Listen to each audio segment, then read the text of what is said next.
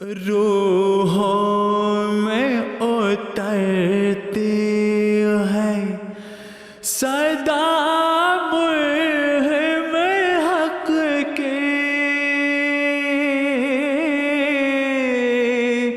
اللہ سے بندے کو ملا دیتے ہیں روزے۔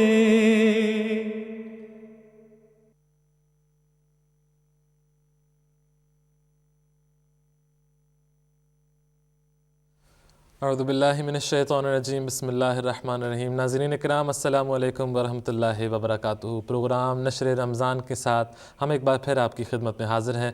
آئیے پروگرام کا باقاعدہ آغاز کرتے ہیں تلاوت قرآن کریم کے ساتھ۔ اعوذ باللہ من الشیطان الرجیم، بسم اللہ الرحمن الرحیم،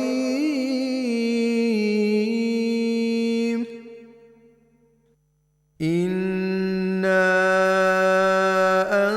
انزلناہ فی لیلۃ القدر وما ادراک ما لیلۃ القدر، لیلۃ القدر خیر من الف شہر، تنزل الملائکۃ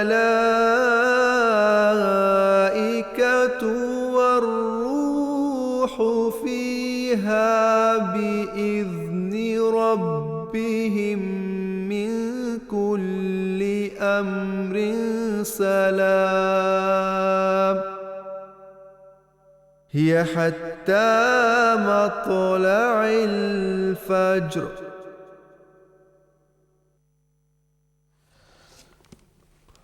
جی ناظرین، یہ تھی تلاوت قرآن کریم جو کہ سورہ قدر کی آج ہم نے آپ کے سامنے پیش کی ہے۔ اس کا ترجمہ بیان فرمودہ حضرت خلیفۃ مسیح ثانی رضی اللہ تعالیٰ عنہ کچھ یوں ہے: ہم نے یقیناً اس قرآن کو ایک عظیم الشان تقدیر والی رات میں اتارا ہے، اور اے مخاطب، تجھے کیا معلوم ہے کہ یہ عظیم الشان رات جس میں تقدیریں اترتی ہیں کیا شے ہے؟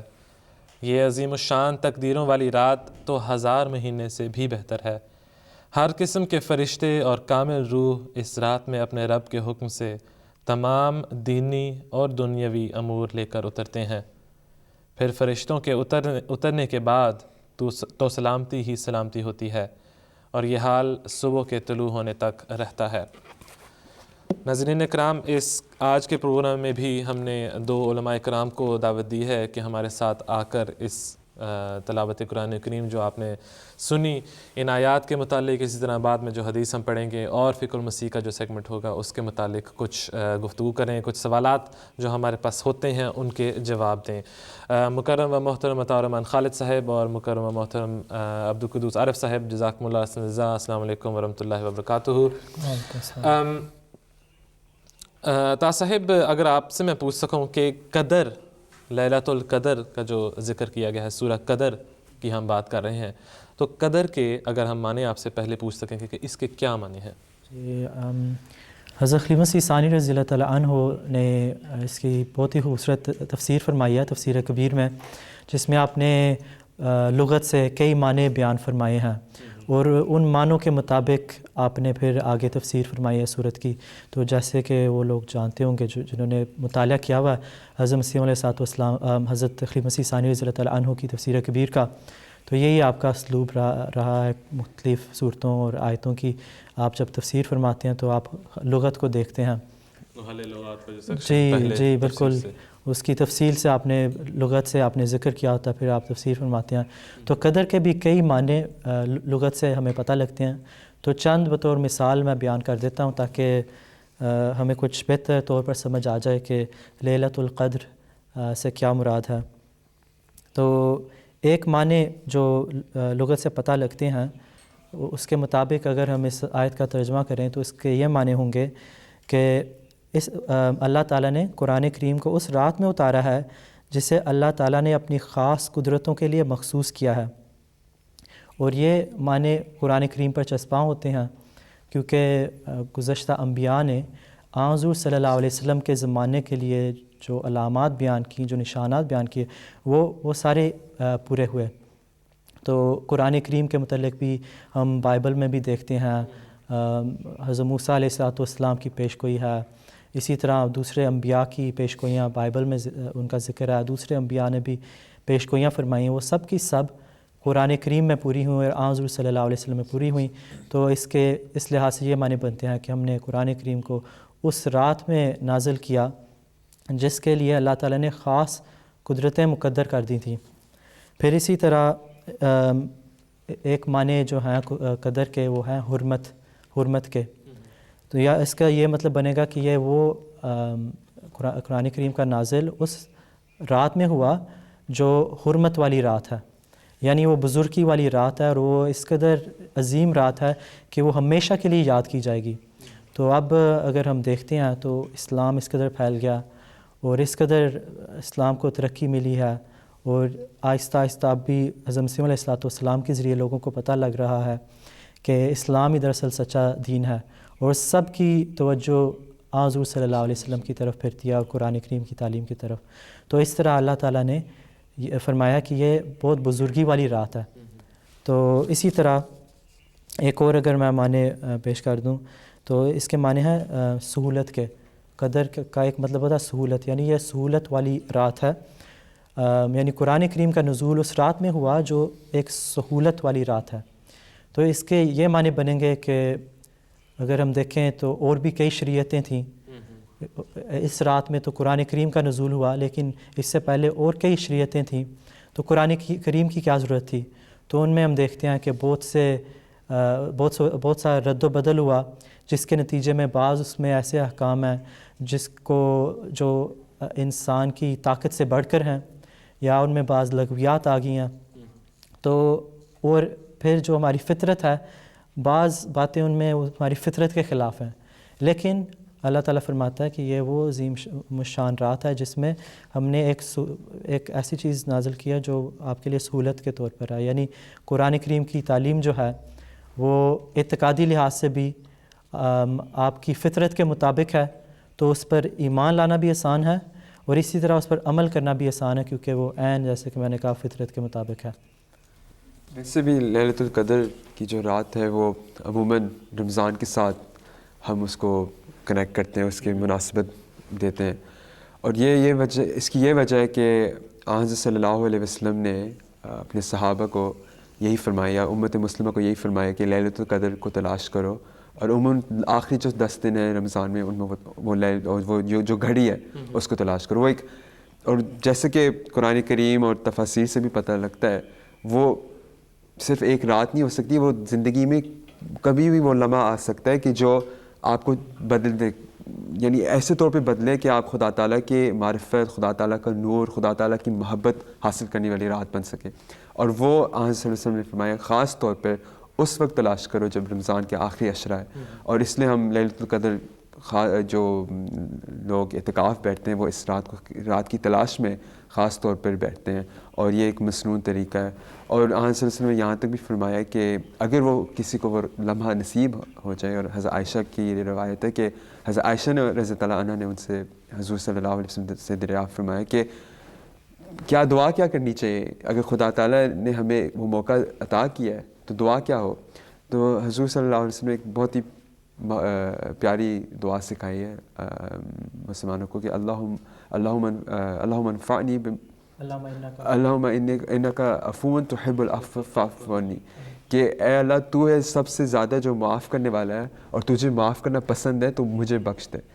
تو ہر چیز کی جو بنیاد جو خدا تعالیٰ نے اور یا آن سے جو حکمت بتائی ہے، اگر آپ خدا تعالیٰ کی محبت یا قرب لینا چاہتے ہو یا اسے حاصل کرنا چاہتے ہو تو پہلے بخشش طلب کرو، پھر خدا تعالیٰ جو اس کے بعد جو عطا کرتا ہے وہ جو بعد کی چیزیں ہیں وہ مغفرت کے بعد ہے یا بخشش کے بعد ہے۔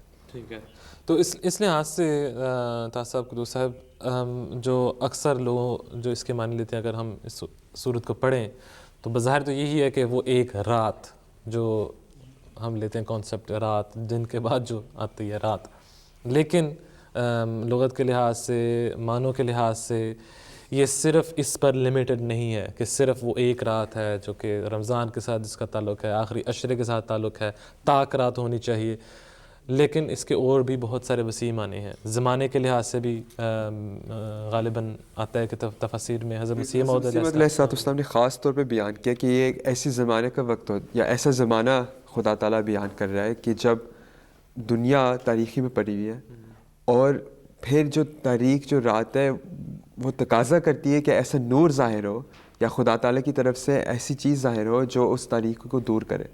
جہاں تک ہے کہ یہاں جو آیا ہی حتی مطلع الفجر، کہ جب تک وہ فجر کا مطلع نہیں آتا، جب طلوع نہیں ہوتا تو اس وقت وہ رات رہتی ہے. اور وہ جو طلوع فجر کا جو ذکر ہے حضرت مسیح موعود علیہ السلام نے فرمایا کہ وہ نبی کا زمانہ ہوتا ہے.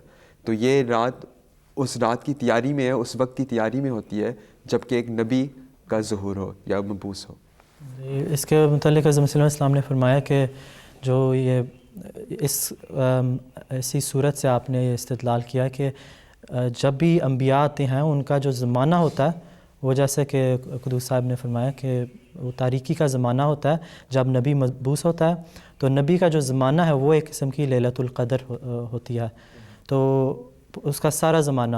اور جیسے کہ اس صورت میں ذکر ہے تنزل الملائکۃ والروح فیہا، یعنی اس میں فرشتوں کا بکثرت نزول ہوتا ہے اور روح القدس کا بھی نزول ہوتا ہے. اور روح القدس کا اس لیے ذکر کیا کہ یہ نبی کے لیے خاص طور پر روح القدس نازل ہوتی ہے. تو یعنی اگر شرعی نبی ہے، تشریعی نبی ہے، تو اس پر اللہ تعالیٰ اپنا کلام نازل فرماتا ہے.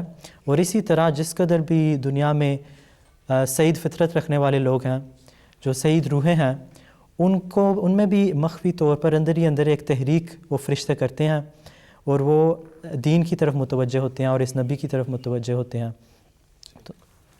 وہ پورا زمانہ نبی کا زمانہ ہوتا ہے، اور وہ ایک خاص ایک رات سے مختص نہیں، بلکہ آپ جس وقت سے وہ نبی کی تیاری میں خدا تعالیٰ وہ شروع کرتا ہے، اس کا پورا زمانہ، اس کے آخر اس کی جتنی بھی امت کی عمر ہے وہ پورا لیلۃ القدر کا زمانہ کہلائے گا. ٹھیک ہے، بہت خوب، جزاکم اللہ خیر. ناظرین، یہ تھی قرآن کریم کے متعلق تھوڑی سی مختصر سی تفسیر جو کہ ہم نے کرنے کی کوشش کی ہے حضرت مسیح موعود علیہ السلام، حضرت مسلم موعود رضی اللہ تعالیٰ عنہ کی تفاسیر کی روشنی میں کی روح سے.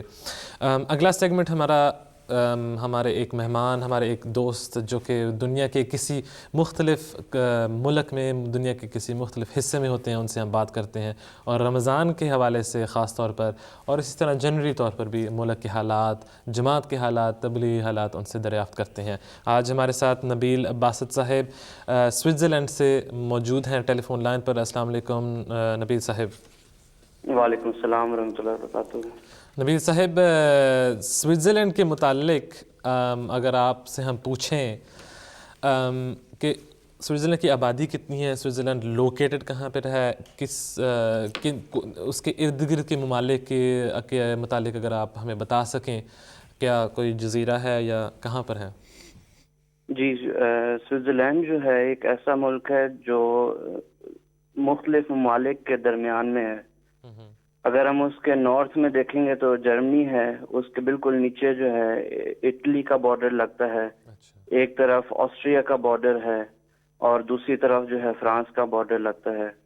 تو اسی کے حوالے سے جو ہے چونکہ ہر طرف سے ایک الگ ملک جو ہے لگتا ہے، تو اسی حوالے سے سوئٹزرلینڈ میں جو ہے مختلف زبانیں بھی بولی جاتی ہیں.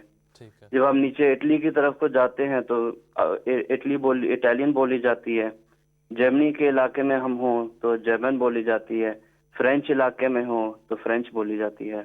اچھا، تو یہ جو ہے یہ مین جو ملک ہیں جو سوئٹزرلینڈ کے ساتھ لگتے ہیں. تو نبی صاحب آپ نے آسٹریا کا ذکر کیا ہے، تو آسٹریا میں اور سوئٹزرلینڈ میں ظاہر تو اتنا کوئی خاص فرق نہیں ہے، مطلب زبانوں کے لحاظ سے بھی سیم ہی ہے کہ نہیں؟ بالکل فرق نہیں ہے، ہو سکتا ہے کہ تھوڑی سے ڈائلیکٹ جو ہے تھوڑا سا چینج ہے. ٹھیک ہے، بہت خوب. تو نبی صاحب، جماعت کے متعلق اگر ہم آپ سے پوچھیں کہ بتائیں جماعت کے کیا حالات ہیں، کتنی بڑی ہے، کیا وسیع ہے، کتنی پرانی جماعت ہے؟ ہاں جی، جماعت جو ہے میں آپ کو شروع سے پہلے بتاتا ہوں. جماعت میں 3 مربیان جو ہیں سیکنڈ ورلڈ وار کے بعد یہاں پہ آئے تھے. 1946 میں شیخ ناصر احمد صاحب، عبد اللطیف صاحب اور غلام احمد بشیر صاحب یہاں سوئٹزرلینڈ میں آئے تھے. ان کا اصل جگہ جانے کی جو ہے وہ جرمنی تھی، لیکن چونکہ ورلڈ وار کے بعد جو ہے یہ جرمنی کی طرف کو نہیں جا سکے تو گویا یہ یہاں پہ سوئٹزرلینڈ میں رہ گئے. اور بعد میں کچھ عرصے کے بعد عبد اللطیف صاحب اور غلام احمد بشیر صاحب جو ہیں یہ آگے ہالینڈ کی طرف چلے گئے تھے، اور شیخ ناصر احمد صاحب جو ہیں وہ یہاں پہ سوئٹزرلینڈ میں ہی رہے ہیں. اور یہ تقریباً 16 سال یہاں پہ رہے سوئٹزرلینڈ میں. اور انہی کے وقت میں جو ہے مسجد کی سنگ بنیاد جو ہے محمود مسجد کی، جو سوئٹزرلینڈ کی پہلی مسجد ہے جو مینارے کے ساتھ بھی بنائی گئی ہے، کیونکہ یہاں پہ خاص طور پر اب مینارے کے اوپر بین لگایا گیا ہے کہ مسجد جو ہے میناروں کے ساتھ نہیں ہو سکتی.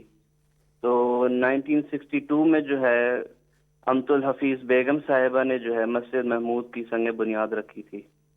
اور اب الحمدللہ ہم یہاں پہ 4 مربیان ہیں جو خدمت سر انجام دے رہے ہیں. ٹھیک ہے، بہت خوب. تو نبی صاحب آپ نے میناروں کے حوالے سے بات کی، یہ بھی اصل میں نے آپ سے سوال کرنا ہی تھا کہ جو میناروں پر بین لگایا گیا ہے اس کا کیا اثر ہوا دوسری مسلم کمیونٹیز پر بھی، اگر وہاں پر ہیں ان کے متعلق ہم پوچھنا چاہیں گے.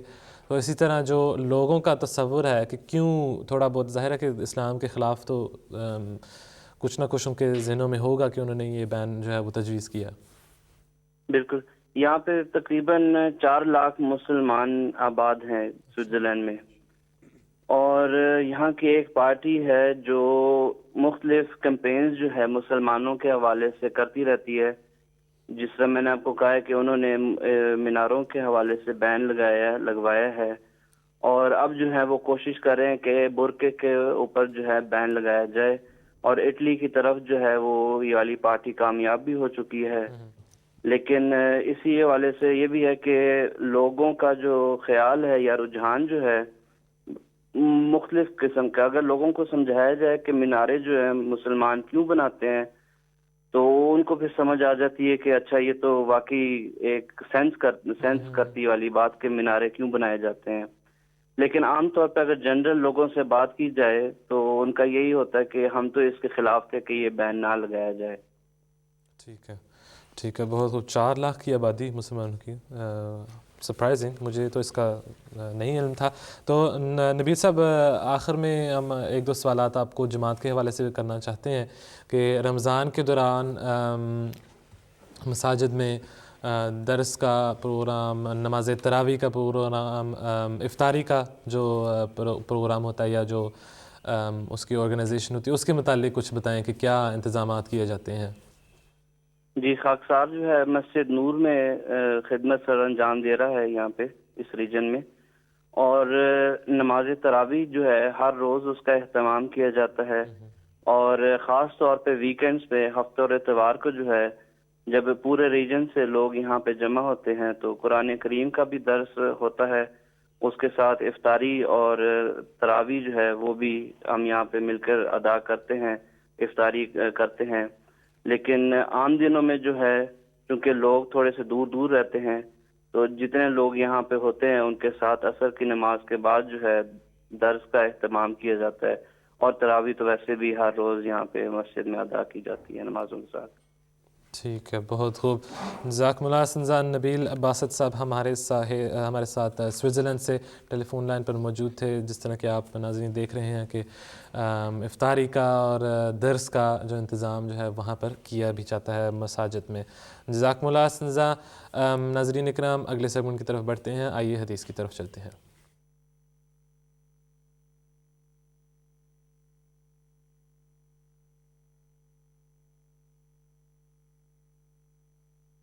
عن أبي أيوب رضي الله عنه أن رسول الله صلى الله عليه وسلم قال: من صام رمضان ثم أتبعه 6 من شوال كان كصيام الدهر.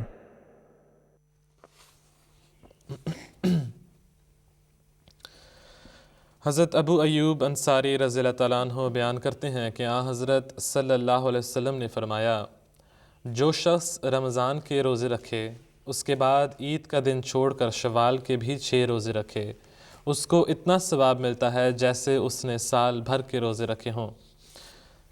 عطا صاحب، ہم کہتے تو ہیں اور رمضان کا بھی یہی مقصد ہوتا ہے کہ رمضان وہ بابرکت مہینہ ہے جس میں ہم روزے رکھ کر انسان جو ہے وہ اللہ تعالیٰ کا قرب حاصل کرتا ہے، عبادت میں مشغول رہتا ہے، تراویح پڑھتے ہیں، ہم روزے رکھتے ہیں، اللہ تعالیٰ کی خاطر بھوکے رہتے ہیں اور بھی بہت ساری حلال چیزوں سے ہم دور رہتے ہیں۔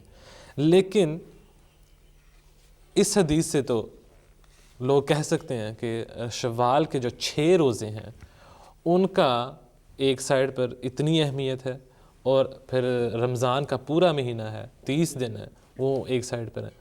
تو شوال کی اہمیت کے لحاظ سے پہلے ہم یہ پوچھ لیں کہ شوال کی اتنی اہمیت کیوں حضور صلی اللہ علیہ وسلم نے بیان فرمائی ہے؟ پہلی تو بات یہ ہے کہ یہ بات واضح ہوگی لوگوں کے لیے کہ جو رمضان کے روزے ہیں وہ تو فرض ہیں، ان میں وہ قرآن کریم میں اس فرضیت کا ذکر ہے کہ تمام وہ مرد اور عورتیں جو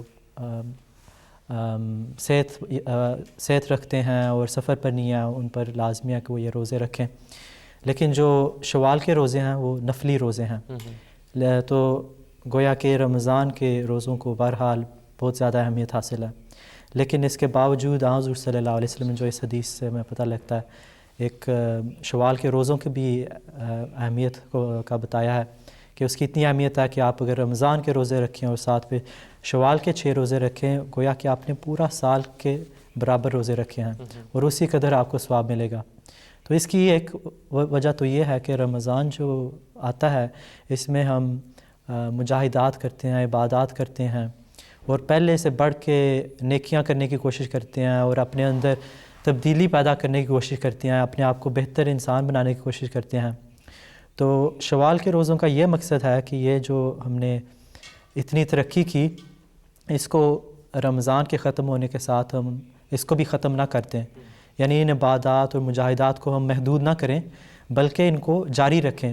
اور اگر کوئی شخص یہ پورا مہینہ رمضان کے روزے رکھے اور عبادات وغیرہ کرے اور پھر عید کے بعد 6 دن پھر جو شوال کے روزے رکھے، تو گویا کہ وہ ایک اعلان کر رہا ہے کہ میں اب اس کو اپنی زندگی کا مستقل حصہ بناتا ہوں اور اپنے اندر یہ تبدیلی پیدا کرتا ہوں، تو اس لیے اس کا بہت ہی عظیم اجر ہے۔ صاحب ایک یہ بھی پوائنٹ ہے کہ اگر آپ مثلاً رمضان کا کوئی روزہ آپ سے مس ہو، وہ آپ پہ فرض ہے کہ آپ بعد میں اس کو ادا کریں، یعنی اس کی جو میک اپ کرنا پڑتا ہے کہ اگر آپ نے ایک کوئی بھی وجہ مس ہو گیا ہے آپ نے بعد میں اس کو ادا کرنا پورا کرنا ہے، جبکہ یہ شوال کے لیے یہ شرط نہیں ہے۔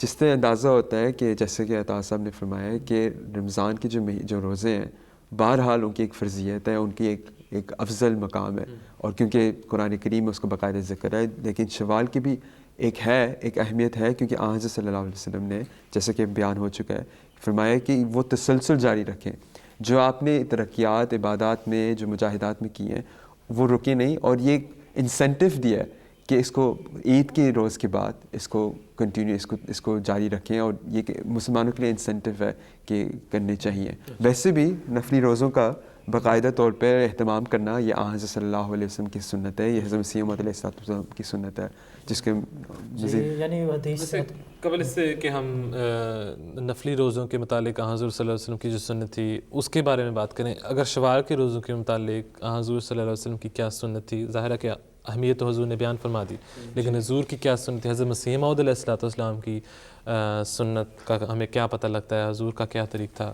جو مسنون جو شوال کے روزے ہیں وہ تو یہی ہے کہ عید الفطر کے دوسرے روز یعنی عید کے ایک دن بعد حضور صلی اللہ علیہ وسلم 6 دن لگاتار روزے رکھا کرتے تھے، اور یہ آپ کا باقاعدہ طور پہ سنت تھی۔ جب لوگ کہتے ہیں کہ کیا ہم بعد میں رکھ سکتے ہیں، رکھ تو سکتے ہیں، شوال کے مہینے میں رکھ سکتے ہیں، لیکن وہ مسنون نہیں ہوگی، وہ سنت رسول اللہ صلی اللہ علیہ وسلم کے مطابق نہیں ہے، اور بہتر یہی ہے کہ سنت پہ عمل کیا جائے، اور جو 6 روزے جو لگاتار حضور رکھتے تھے اسی پہ عمل کریں۔ لیکن ویسے جائز تو ہے کہ آپ شوال کے پورے مہینے میں کسی بھی وقت 6 یا روزے پورے کر لیں۔ بہت خوب، تو پھر اب بیٹھتے ہیں نفلی روزوں کے متعلق، وہ آپ کچھ عرض کرنا چاہ رہے تھے. جی ویسے تو یہی شوال کے روزوں کے متعلق آپ نے حضرت مسیح علیہ السلام کا پوچھا تھا کہ ان کی کیا سنت تھی, ان کا کیا طریق تھا. تو اس کے متعلق حضرت مرزا بشیر احمد صاحب رضی اللہ تعالیٰ عنہ کی روایت ہے کہ انہوں نے ایک مرتبہ حضرت مسیح علیہ السلام سے حضرت اماں جان سے پوچھا کہ شروع عمر کے متعلق تو آتا نا کہ حضرت مسیح علیہ السلام جب جوان تھے تو لگاتار انہوں نے 6 ماہ روزے رکھے, تو آخری عمر کے متعلق یا بعد میں آپ کا کیا طریق تھا. تو آپ حضرت اماں جان رضی اللہ تعالیٰ عنہ نے فرمایا کہ آپ جو شوال کے روزے تھے وہ بڑے اہتمام سے رکھا کرتے تھے. اور اسی طرح حضرت مسیح ثانی رضی اللہ تعالیٰ عنہ نے بھی فرمایا ہے کہ حضرت مسیح علیہ السلام نے ایک وقت جیسے کہ قادیان میں رمضان کا اہتمام کیا جاتا تھا, رمضان کے روزوں کا, اسی طرح قادیان میں یہی ماحول شوال کے دنوں میں تھا کہ ساری جماعت شوال کے روزے رکھ رہی تھی. ویسے بھی یہ تحریکات جو نفلی روزوں کی تحریکات ہے, یہ مختلف خلفاء نے مختلف اوقات پہ بار بار جماعت کو اس کی تحریک کی ہے.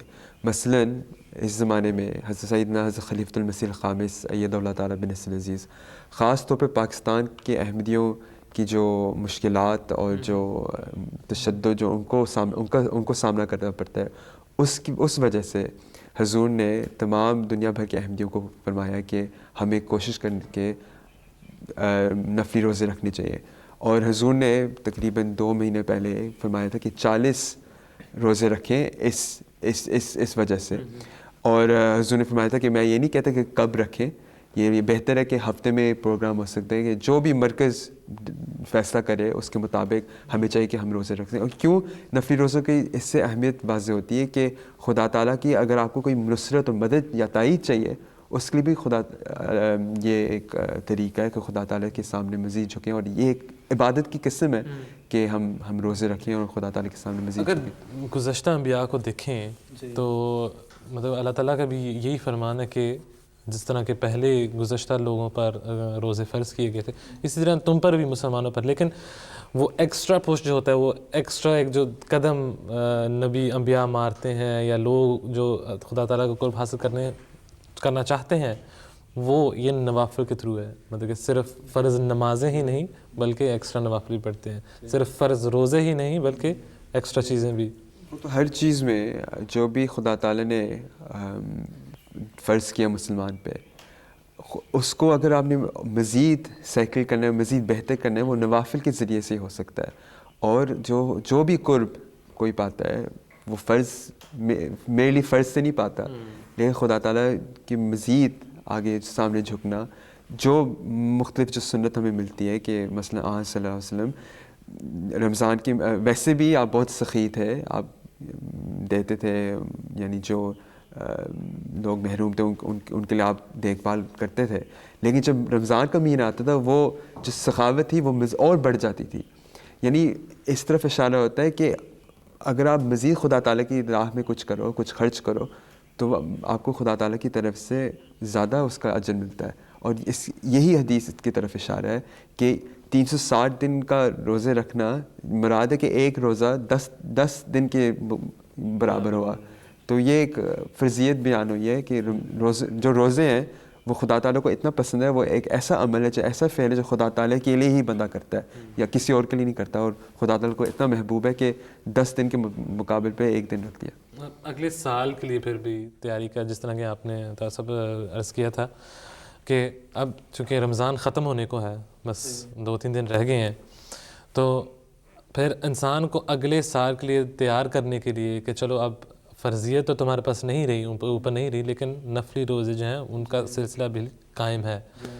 اور ناظرین, جس طرح کہ ہم نے ذکر کیا ابھی, قدوس صاحب نے حضرت خلیفۃ المسیح الخامس ایدہ اللہ تعالیٰ بنصر العزیز کا کہ حضور نے جماعت کو یہ نفلی روزوں کی تحریک جو ہے وہ کی ہے کہ لوگ جو مختلف حصوں میں احمدی احباب, احمدی بہن بھائی رہتے ہیں ہمارے, ان کی جو مشکلات ہیں, ان کی مشکلات کو آسان کرنے کے لیے ہمارا یہ فرض بنتا ہے کہ ہم ان کے لیے دعائیں کریں. اور دعائیں کرنے کا ایک ذریعہ جو ہے وہ نفلی روزے بھی ہیں.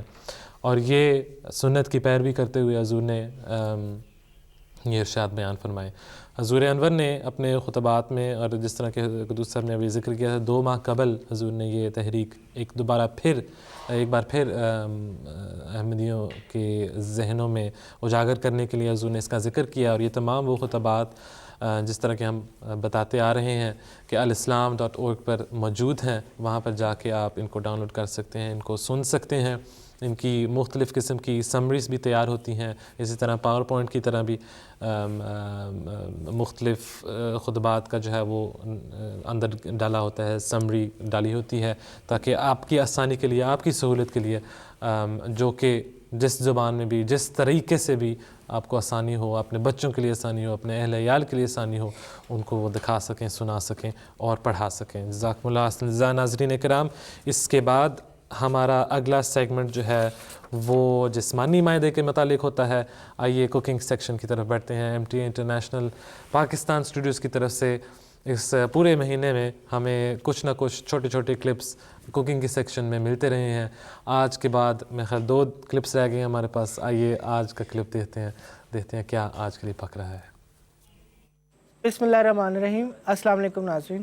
آج ہم آپ کے لیے جو ریسیپی لے کے آئے ہیں وہ ہے چکن چیز پراٹھے.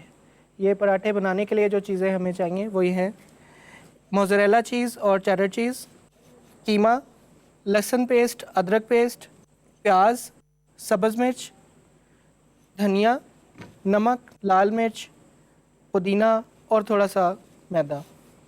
تو یہ سٹارٹ کرنے کے لیے سب سے پہلے ہم پین میں تھوڑا سا آئل ڈالیں گے.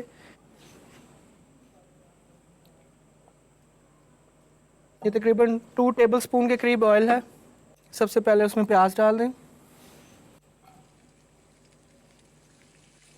تقریباً 1 ٹیبل سپون لہسن پیسٹ اور 1 ٹیبل سپون ادرک پیسٹ.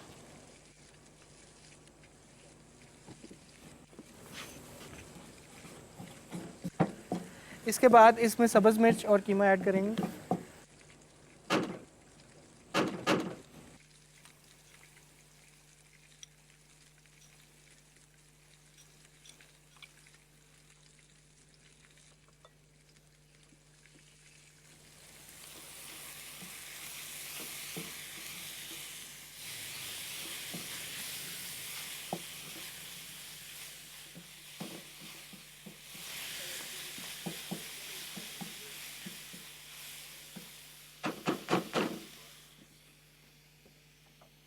اس کے بعد اس میں لال مرچ اور نمک شامل کریں گے.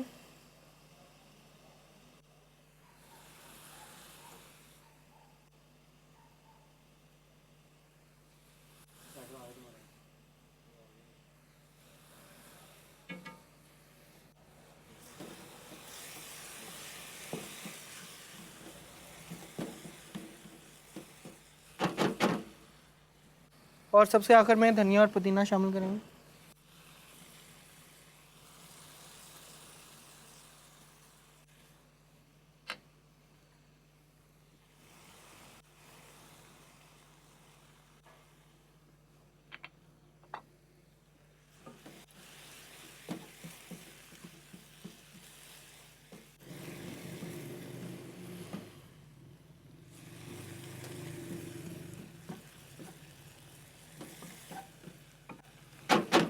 ابھی ہماری ساری چیزیں شامل ہو گئی ہیں. اب اس کو 10 منٹ کے لیے ہم اس کو ڈھکن دے کے پکنے کے لیے چھوڑ دیں. آنچ کو تھوڑا سا ہلکا کر دیں. یہ ہمارا قیمہ تیار ہو گیا. اب اس کو میں ڈش میں نکال لیتا ہوں.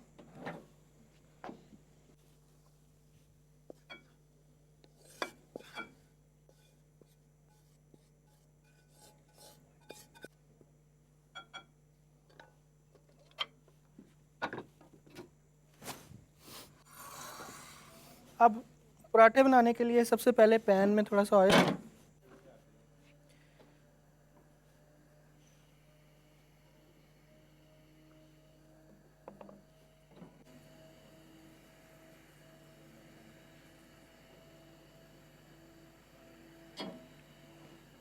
تھوڑا سا آئل یوز کرنا ہے کیونکہ یہ جو میں پراٹھے یوز کر رہا ہوں یہ فروزن پراٹھے ہیں اور ان کے اندر آلریڈی آئل ہوتا ہے، تو اس وجہ سے ان کو زیادہ آئل لگانے کی ضرورت نہیں ہوتی. اب ایک پین میں تھوڑا سا میدا ڈال لیں. یہ فروزن پراٹھے عموماً سپر مارکیٹ سے مل جاتے ہیں. اس کو آرام سے پیل کر لیں.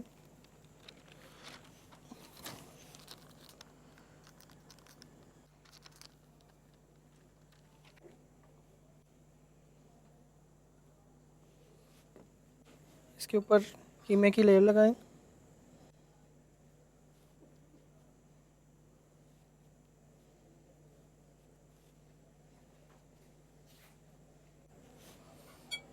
چیز،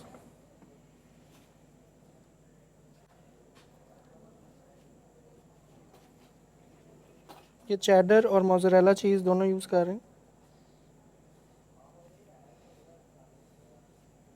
اب اس کے اوپر ایک اور پراٹھے کی لیئر لگانی ہے.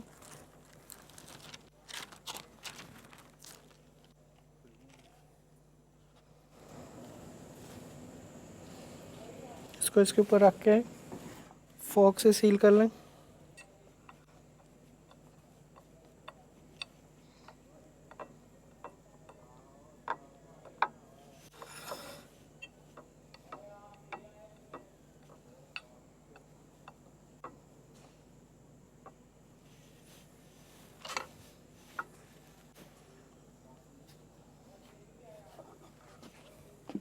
اور اس کو پین پہ ڈال دیں.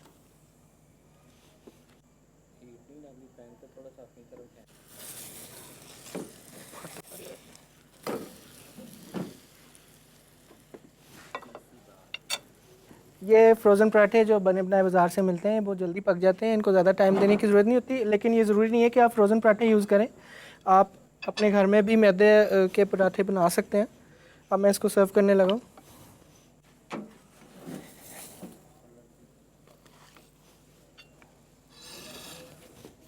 یہ ہمارا چکن چیز پراٹھا تیار ہے. میں آپ کو کاٹ کے دکھا دوں.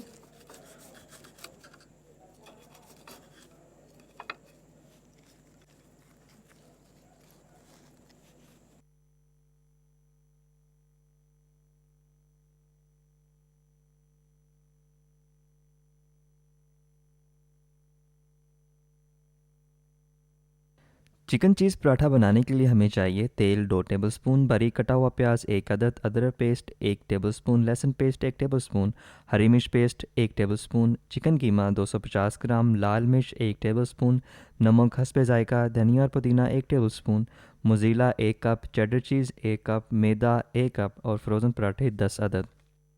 چکن چیز پراٹھا بنانے کے لیے پین میں تیل ڈال کر پیاز ڈال دیں، پھر لہسن اور ادرک کا پیسٹ شامل کریں، ہری مرچ پیسٹ اور قیمہ شامل کر دیں، لال مرچ اور نمک شامل کر کے دھنیا اور پودینہ شامل کر دیں. ہلکی آنچ پر 10 منٹ تک پکائیں. کسی صاف سرفیس پر میدا ڈال کر فروزن پراٹھا اس پر رکھ دیں. قیمے کی لیئر لگا کر موزیلا اور چیڈر چیز کی لیئر لگا دیں. ایک اور پراٹھا رکھ کر فورک سے سیل کر لیں. نان اسٹک توے پر کچھ آئل ڈال کر پھیلائیں اور پراٹھے کو دونوں سائڈوں سے گولڈن براؤن کر لیں. گرما گرم چکن چیز پراٹھا تیار ہے.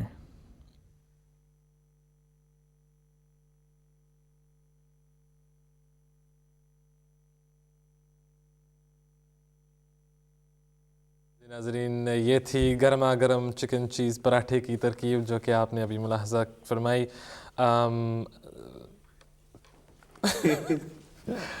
ہم نے بہت ساری ڈسکشن یہاں پر ہوتی ہے جبکہ یہ کلپ پلے کیے جاتے ہیں تو آج کا کلپ بھی یقیناً فیورٹس میں شامل ہو چکا ہے. جزاکم اللہ حسن.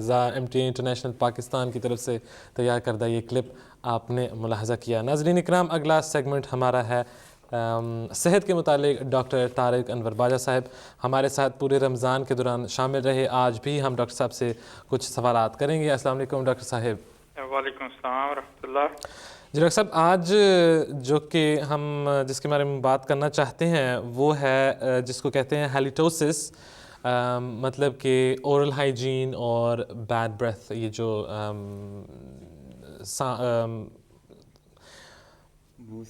منہ کی بدبو جو ہوتی ہے اس کے متعلق ہم پوچھنا چاہتے ہیں کہ اس کے پہلے تو کیا وجوہات ہوتی ہیں. مختلف سننے میں آیا کہ صرف دانتوں کے ساتھ اس کا نہیں تعلق، اورل ہائیجین کے ساتھ اس کا نہیں تعلق، اور بھی بہت ساری اس کی وجوہات ہوتی ہیں. تو ڈاکٹر صاحب اس کے متعلق اگر مختصر آپ ہمیں بتا سکتے ہیں کہ لوگوں کی منہ سے جو بدبو آتی ہے وہ کن وجوہات پر ہوتی ہے؟ اچھا جی، یہ بڑا اہم سبجیکٹ اس لیے ہے کہ لوگ بڑا ایمبیرس فیل کرتے ہیں جن کے یہ منہ سے بو آتی ہے، اور بعض اوقات یہ بھی ہوتا ہے کہ ان کو پتہ بھی نہیں ہوتا کہ ان کے منہ سے اسمیل آ رہی ہے، اور جو دوسرے لوگ جو محسوس کرتے ہیں، مثلا گاڑی میں آپ کے ساتھ کوئی آ کے بیٹھ گیا ہے اور آپ خود کمفرٹیبل نہیں فیل کرتے کہ اس کو بتائیں کہ جی آپ کے منہ سے اسمیل آ رہی ہے. بعض لوگ زیادہ اوور کانشیس بھی ہو جاتے ہیں اس کے بارے میں، وہ ایک ادر ایکسٹریم ہے. لیکن عموماً اس کی وجوہات جو ہیں، جیسے آپ نے کہا ہے کہ پور اورل ہائیجین، وہ جو رسول کریم صلی اللہ علیہ وسلم نے ہمیں رہنما اصول دیا ہے مسواک کرنے کا، اس کا بہت گہرا تعلق ہے اس کے ساتھ کہ آپ کے منہ سے اسمیل آتی ہے. کیونکہ آپ جو خوراک کھاتے ہیں، وہ بھی خوراک کھائیں، خاص طور پہ جو میٹ ہوتا ہے، تو اس کو ڈائجسٹ کرنے کے لیے بیکٹیریا جو ہیں وہ اپنا کام کرتے ہیں. تو وہ بعض ذرات جو پھنس جاتے ہیں دانتوں کے درمیان اور بعض اوقات گمز کے نیچے بھی، تو ان پر بیکٹیریا جب کام کرتے ہیں تو وہ بیکٹیریا کچھ گیسز پروڈیوس کرتے ہیں جن میں سے اسمیل ہوتی ہے. تو اس کی وجہ سے مینلی اسمیل آتی ہے. تو اکثر لوگ ٹیتھ برش تو کرتے ہیں ریگولر، لیکن جو ذرات دانتوں کے اندر پھنستے ہیں اس کے لیے فلاس کی ضرورت ہوتی ہے تاکہ ان کو دانتوں کے درمیان سے بھی کلیئر کیا جائے. اور خصوصاً جو گمز کے نیچے یہ بیکٹیریا جو ہیں وہ چھپ جاتے ہیں، تو جو برش کرنے کا جو سٹائل ہے اکثر لوگوں کو صحیح، حالانکہ رسول کریم صلی اللہ علیہ وسلم نے اس وقت 14 سال پہلے بتا دیا تھا کہ یہ اوپر سے نیچے کو کرنے چاہیے اور دونوں طرح سے کریں، تب جا کے آپ کے دانت اور خصوصاً جو گمز اور ٹیتھ کے درمیان جگہ ہے، برش کو ترچھا کر کے وہاں پر بھی برش کرنا چاہیے. اور آج کل جو برش آئے ہیں الیکٹرک برش، وہ کافی ہیلپ فل ہیں. اگر ان کو باقاعدہ استعمال کیا جائے تو وہ بڑی اچھی طرح سے صفائی کر دیتے ہیں، جس کی وجہ سے ہم بچ سکتے ہیں، گم ڈیزیز سے بھی بچ سکتے ہیں، جو کہ الٹیمیٹلی دانتوں پر بھی اثر انداز ہوتے ہیں.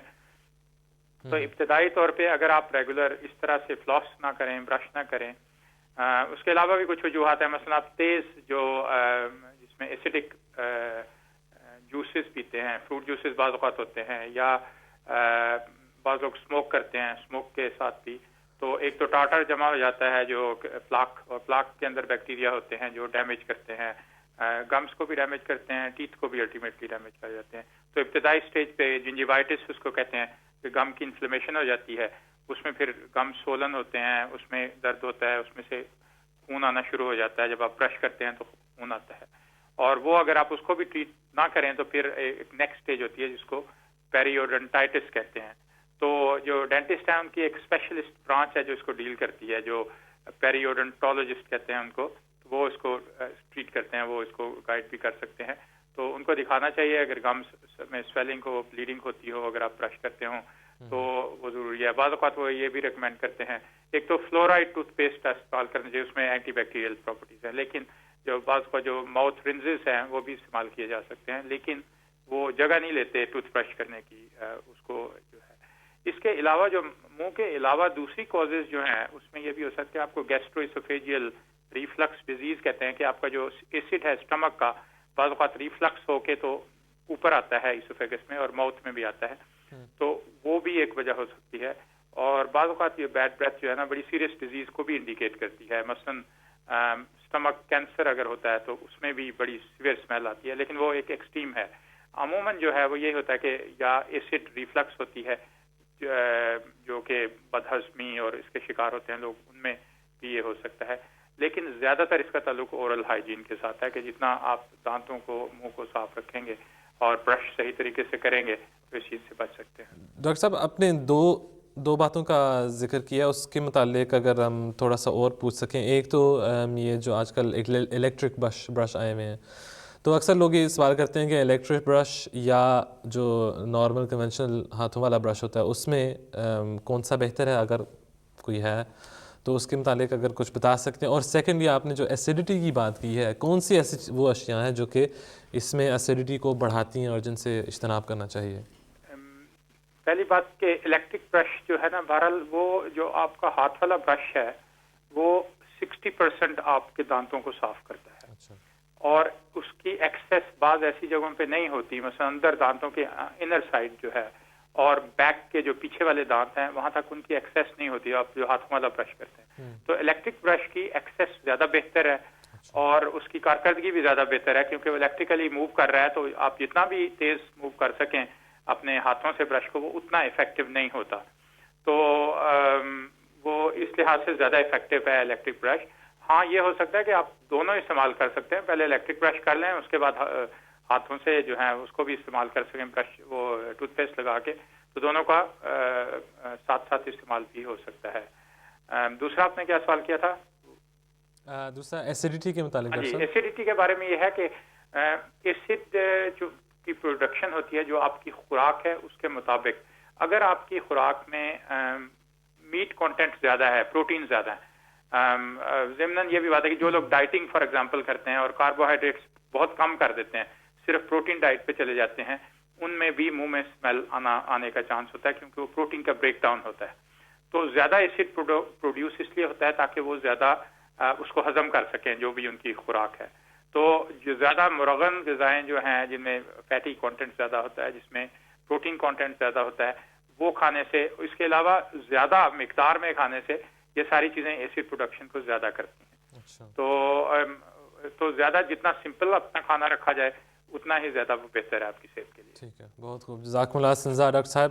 انشاءاللہ کل پھر ایک بار ملاقات ہوگی, بات ہوگی آپ سے. جزاکم اللہ اسنزا آج کے لیے. السلام علیکم ورحمۃ اللہ.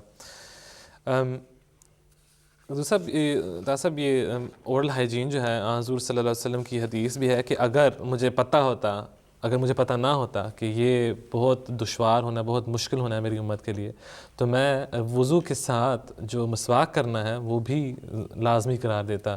لیکن اتنی اس کی اہمیت ہے. جزاکم اللہ ڈاکٹر صاحب. ناظرین اکرام, بڑھتے ہیں فقہ المسیح کے سیکشن کی طرف. آج ہم جس موضوع کے متعلق بات کر رہے ہیں وہ ہے استخارہ.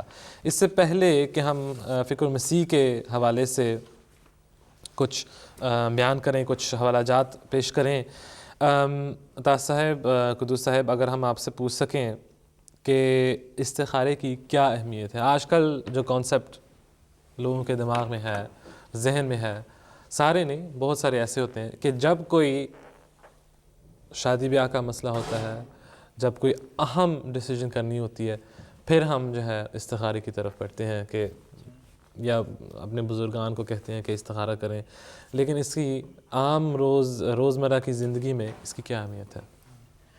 اصل میں بہت اچھا سوال ہے آپ کا, کیونکہ آج کل تو تب بھی استخارے کا سننے میں آتا ہے جب کسی کی شادی ہونے جا رہی ہو یا اس کو فکر لگ جائے کہ اب میری شادی ہو جائے.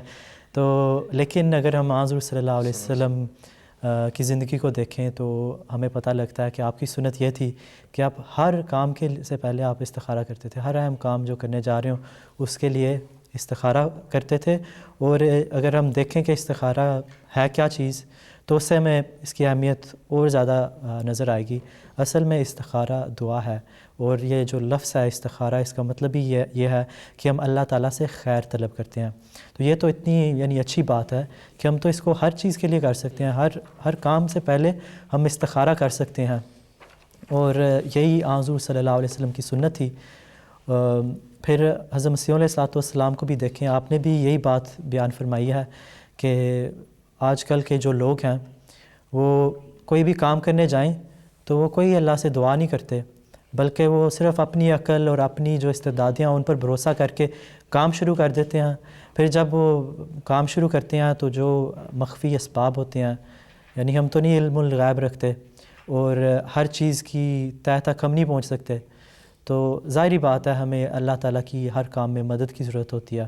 تو اگر ہم اپنی عقل اور طاقتوں پر بھروسہ کریں گے تو پھر ہمیں نقصانات بھی پہنچیں گے. تو اس کا ایک حل جو ہے, اس کو اس کی تلافی کرنے کے لیے, اس سے بچنے کے لیے, وہ یہ ہے کہ ہم استخارہ کی دعا کریں. اور حضرت مسیح علیہ السلام بھی بڑا خاص اس کے لیے اہتمام کرتے تھے. اپنے سفروں سے پہلے بھی آپ استخارہ کرتے تھے, اور اسی کی طرف آپ نے دوسرے لوگوں کی بھی توجہ دلوائی ہے. میرے خیال میں اگر میں حضور کا ایک حوالہ آپ کے سامنے پیش کر دوں, اس استخارے کی اہمیت بھی ہم پہ واضح ہو جائے گی.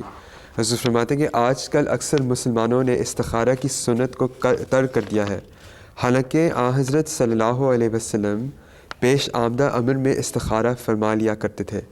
سلف صالحین کا بھی یہی طریقہ تھا.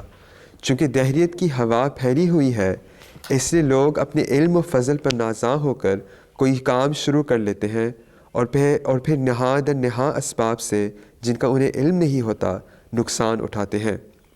اصل میں یہ استخارہ ان بد رسومات کے عوض میں رائج کیا گیا تھا جو مشرک لوگ کسی کام کی ابتدا سے پہلے کیا کرتے تھے، لیکن اب مسلمان اسے بھول گئے۔ حالانکہ استخارہ سے ایک عقل سلیم عطا ہوتی ہے جس کے مطابق کام کرنے سے کامیابی حاصل ہوتی ہے۔ بعض لوگ کوئی کام خود ہی اپنے رائے سے شروع کر بیٹھے ہیں اور پھر درمیان میں آ کر ہم سے صلاح پوچھتے ہیں۔ ہم کہتے ہیں جس علم و عقل سے پہلے شروع کیا تھا اسی سے نبھائیں، آخر میں مشورے کی کیا ضرورت۔ اس سے اندازہ ہوتا ہے کہ استخارہ سے خدا تعالیٰ علم عقل سلیم عطا کرتا ہے، یعنی اس کام کرنے کا جو موضوع طریقہ ہے وہ خدا تعالیٰ بندے کو سکھاتا ہے۔ اور جیسے کہ عطا صاحب نے ذکر کیا کہ یہ اصل میں دعا ہے، خدا تعالیٰ سے خیر طلب کرنا۔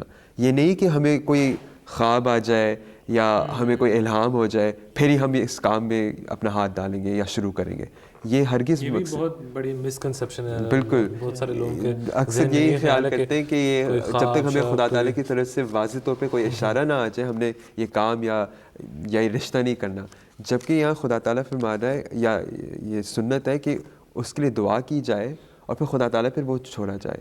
اور ہو سکتا ہے کہ خدا تعالیٰ اپنی رہنمائی خواب کے ذریعے یا الہام کے ذریعے یا اس طرح کر دے یا کسی اشارے کے ذریعے سے، لیکن یہ لازمی نہیں ہے، یہ اس کا جزو نہیں ہے، بلکہ اصل جو مقصد ہے وہ دعا ہے، خدا تعالیٰ سے خیر طلب کرنا کسی چیز میں جو بھی کام ہو۔ جیسے کہ دعا میں ابھی ذکر بھی آئے گا، جو سنت جو ہمیں ملتی ہے جو دعا وہ ہے ہر چیز کے لیے بہترین جو اس چیز ہے دنیاوی لحاظ سے بھی دینی لحاظ سے بھی، اگر یہ ہمارے لیے اچھی چیز ہے خدا تعالیٰ ہم کوئی روک اس میں نہ شامل کر اور ہم اسے نبھا سکیں۔ یہ غالباً حضور انور عید اللہ تعالیٰ عزیز سے بھی کسی بچے نے پوچھا تھا کسی کلاس میں، حضور نے فرمایا تھا کہ استخارہ کا مطلب استخبارہ نہیں ہے، مطلب یہ نہیں کہ لازمی نہیں کہ آپ کو کوئی خبر ملے اللہ تعالیٰ کی طرف سے وحی یا الہام یا کشف یا کوئی اس طرح کی خواب انسان دیکھے۔ بہت خوب، جزاکم اللہ احسن جزاء۔ اگلا سوال اگر میں پوچھ سکوں آپ، ٹھیک ہے استخارہ، اس استخارے کی اہمیت کے متعلق تو ہم نے بات کر لی، لیکن ایک اور جو مسکنسیپشن ہوتی ہے اگر ہم دوسرے چینلز دیکھیں تو بہت سارے ان کے کہنے کہ اسلام میں جو وہ بدعات داخل کی ایگزیکٹلی وہ یہ ہوتا ہے یہ کریں وہ کریں اس طرح کریں پھر اتنے نوافل پڑھیں، تو استخارے کا طریق کیا ہے، کس طرح حضور صلی اللہ علیہ وسلم استخارہ کرتے تھے، اور اس کے بعد پھر حضرت مسیح موعود علیہ السلام کا بھی کیا طریق تھا؟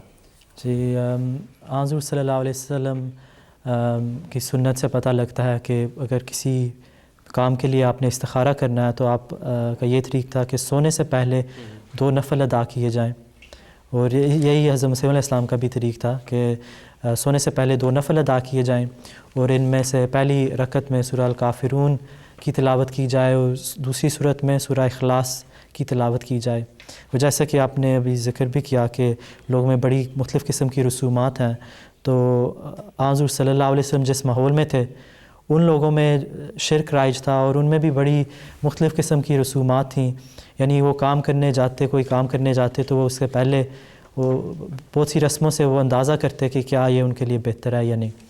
تو حضور صلی اللہ علیہ وسلم نے یہ طریق سکھایا، اور غالباً اسی وجہ سے سورہ الکافرون کی تلاوت کی جاتی ہے اور ساتھ سورہ اخلاص کی، یعنی اللہ تعالیٰ ہی وہ ذات ہے جو ہمیں یعنی ہمارے معاملات ہمارے لیے آسان کر سکتا ہے۔ تو بہرحال 2 نفل ادا کیے جاتے ہیں سونے سے پہلے، ان میں سورہ الکافرون اور سورہ اخلاص کی تلاوت کی جاتی ہے سورہ فاتحہ کے بعد، اور پھر اتحیات پر جب بیٹھتے ہیں تو پہلی رکعت میں سورہ کافرون، دوسری رکعت میں سورہ اخلاص فاتحہ کے بعد۔ جی، تو پھر جب آپ اتحیات کے لیے بیٹھتے ہیں اور مسنون دعائیں کرتے ہیں درود شریف وغیرہ، تو پھر اس کے بعد سلام پھیرنے سے پہلے آپ استخارہ کی دعا کرتے ہیں جو ہمیں روایات میں ملتی ہے، جو ہے اللہم انی استخیرک بعلمک واستقدرک بقدرتک واسألک من فضلک العظیم، یعنی کہ یا اللہ تعالیٰ میں تجھ سے خیر طلب کرتا ہوں تیرے علم کی بنا پر، یعنی تو علم رکھتا ہے، اور تیری قدرت طلب کرتا ہوں کیونکہ میں تو نہیں نہ علم رکھتا ہوں نہ قدرت رکھتا ہوں۔ پھر آگے آپ دعا کرتے ہیں اللہم ان کنت تعلم ان ھذا الامر خیر لی فی دینی و معاشی و عاقبت امری فقدرہ لی، یعنی اے اللہ تعالیٰ اگر یہ معاملہ میرے لیے دینی لحاظ سے, معاشی لحاظ سے, ہر لحاظ سے میرے لیے بہتر ہے تو اس کو میرے لیے مقدر کر دے. وَإِن كُنتَ تَعْلَمُ أَنَّ هَذَا الْأَمْرَ شَرٌّ لِّي فِي دِينِي وَمَعَاشِي وَعَاقِبَةِ أَمْرِي فَاصْرِفْهُ عَنِّي وَاصْرِفْنِي عَنْهُ. اور اگر تو جانتا کہ یہ معاملہ میرے لیے نقصان دہ ہے اور دینی لحاظ سے, معاشی لحاظ سے, تو اس کو مجھ سے دور کر دے اور مجھے اس سے دور کر دے. تو یہ کتنی خوبصورت دعا ہے. اور پھر آخر میں وقت لی الخیر حیث کان, کہ جہاں کہیں بھی خیر ہو وہ میرے لیے مقدر کر دے. تو حضرت مسیح علیہ السلام نے فرمایا ہے, جو کہ فقہ المسیح کی ہم بات کر رہے ہیں, آپ نے فرمایا کہ یہ دعا بھی کی جا سکتی ہے.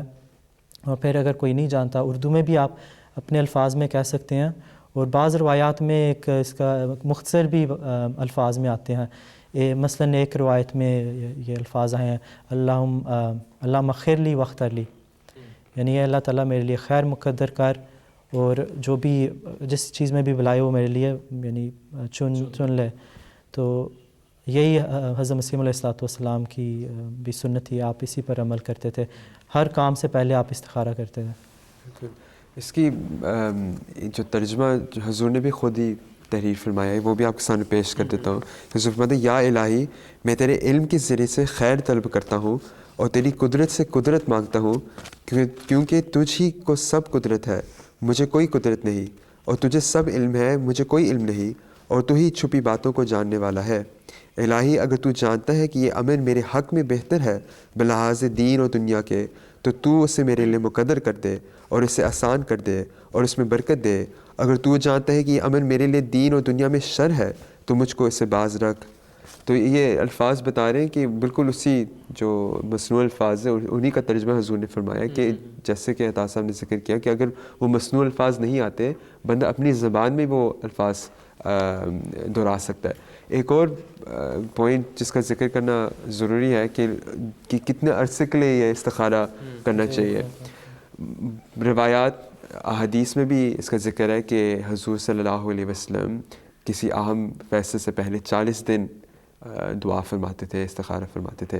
اور اسی مناسبت سے حضرت مسیح موعود علیہ السلام نے اپنی صداقت کے لیے جب لوگوں کو دعوت دی کہ اگر کچھ نہ پڑھو, اگر خدا تعالیٰ سے دعا کرو اور استخارہ کرو, 40 دن نیک نیت سے استخارہ کرو, پھر خدا تعالیٰ واضح فرما دے گا کہ میری کیا صداقت ہے, میری کیا سچائی ہے. تو 40 دن کا ہمیں یہ عدد 40 دن کا ملتا ہے. اس لیے جب مثلا شادی کے لحاظ سے جب رشتے آتے ہیں تو لوگ کہتے ہیں ہم 40 دن دعا کریں گے, تو یہ اس لحاظ سے. لیکن اور موقع پہ حضرت مسیح موعود علیہ السلام نے یہ بھی فرمایا کہ 3 دن دعا کریں, استخارہ کریں, پھر جواب ملے.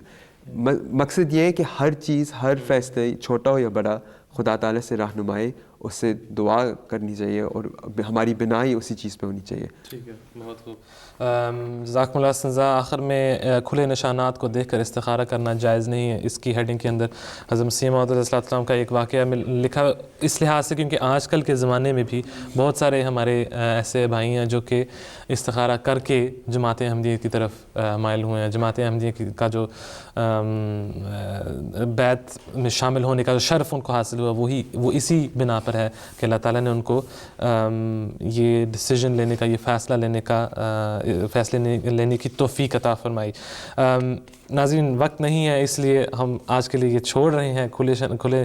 ایک ویسے ہے بہت انٹرسٹنگ, لیکن حضور نے بھی اس کو اپنے خطبات میں ذکر کیا ہوا ہے. اس کا ضرور پڑھیے گا اگر آپ کو موقع ملے. الاسلام پر جا کر یہ تمام کتب جو ہیں وہ موجود ہیں. آخری سیگمنٹ ہماری آج کی جو ہے وہ ہے کتاب کا تعارف.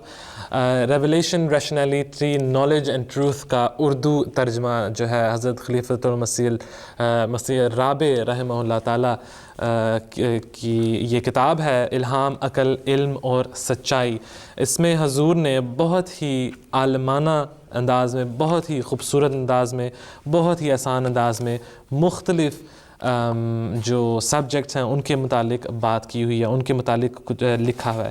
اس کتاب کے کل 7 باب ہیں جن میں حضور نے نہ صرف مذہبی لحاظ سے بلکہ دنیاوی لحاظ سے, سائنسی ٹاپکس کے متعلق, ایوولوشن کے متعلق حضور نے بہت ساری اپنی جو فائنڈنگز ہیں اس کے اندر لکھی ہوئی ہیں. تو اس کا ترجمہ جو ہے اردو میں تیار ہو چکا ہے, موجود ہے. alislam.org پر جا کر آپ اس سے مستفیض ہو سکتے ہیں, ڈاؤن لوڈ کر سکتے ہیں, اور کتابی صورت میں بھی اس کو آپ بک شاپس میں حاصل کر سکتے ہیں, بک شاپ سے حاصل کر سکتے ہیں, موجود ہے. اور بہت ہی لطیف اور بہت ہی عالمانہ کتاب, جس طرح کہ میں نے شروع میں ذکر کیا تھا, حضور نے یہ تحریر فرمائی ہے. یہ حضور کی کہہ لیں کہ لائف ورک, ایگزیکٹلی, ہاں جی, سب سے بہترین amongst others, وہ تو ساری تھی یقیناً, لیکن یہ ان میں بھی ایک اہم کردار ادا کر رہی ہے یہ کتاب. جزاکم اللہ اساتذہ. ناظرین اکرام, کل انشاءاللہ پھر ملاقات ہوگی. امید ہے کہ آپ کو آج کا پروگرام بھی پسند آیا ہوگا. انشاءاللہ کل ایک بار پھر ملاقات ہوگی. تب تک کے لیے خدا حافظ. السلام علیکم ورحمۃ اللہ وبرکاتہ.